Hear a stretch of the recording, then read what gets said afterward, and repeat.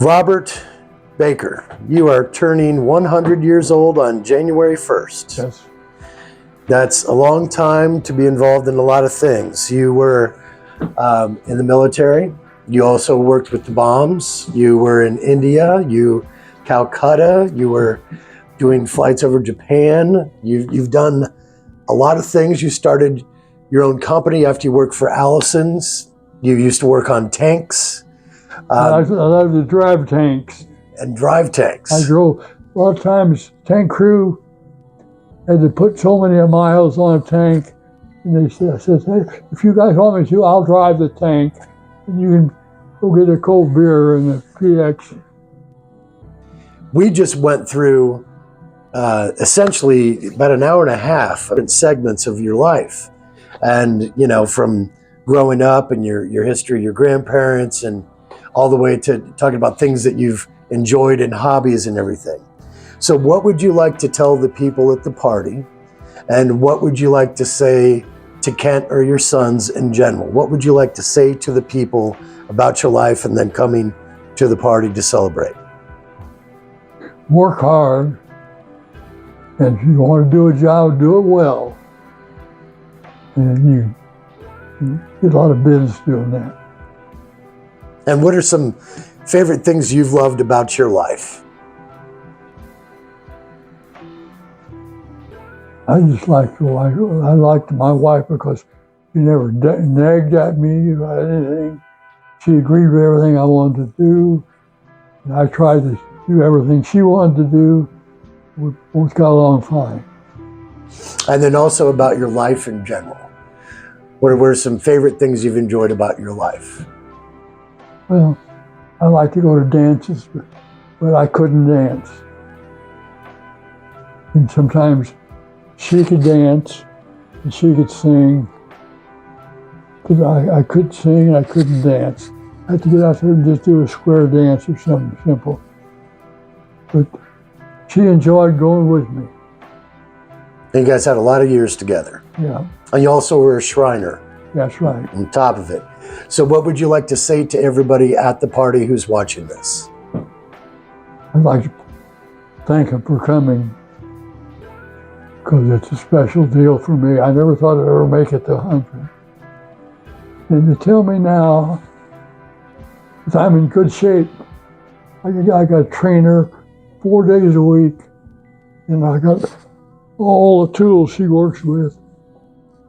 And I'm strengthening my upper arms.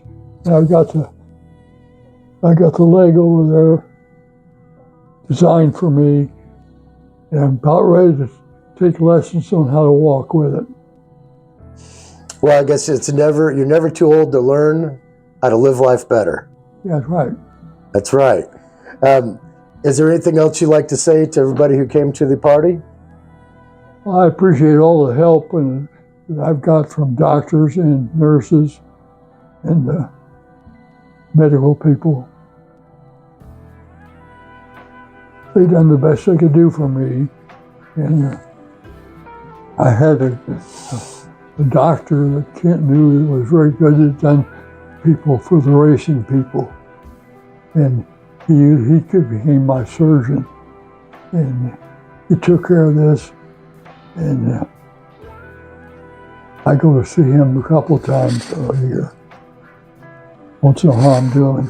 Is there anything else you'd like to do for, any bucket list things you'd like to accomplish? Well, I'd like to take up painting.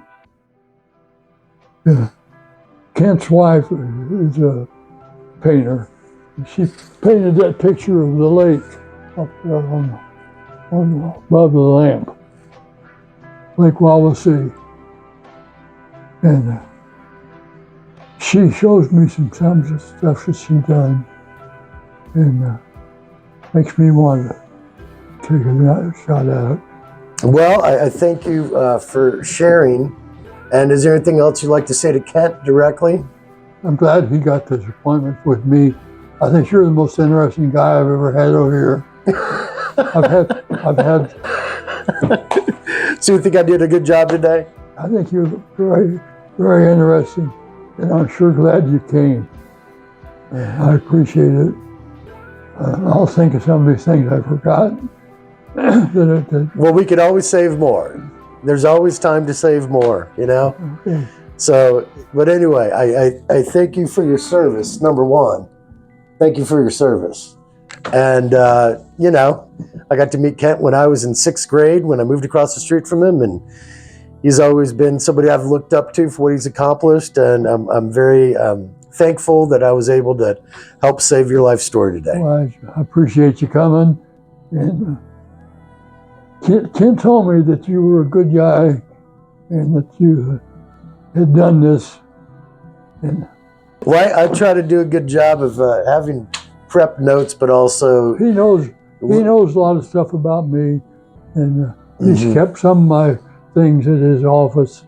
You ever see his office? yes. In the back room, he's got pictures and cars. It was interesting when he told me, he said, "I want you to go with me. I'm going to go and look at a new race car." There's 2 of them. This guy had for sale. And he says, what do you think? I said, I think that one that he bought is real nice. And we bought that thing. He kept it in the garage at Speedway. Then we had the driver that had driven that car before. He said, "Hey, this car can be ready to go another race real easy."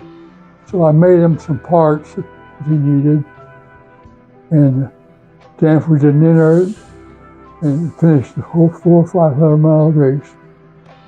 Never had a breakdown. That's amazing.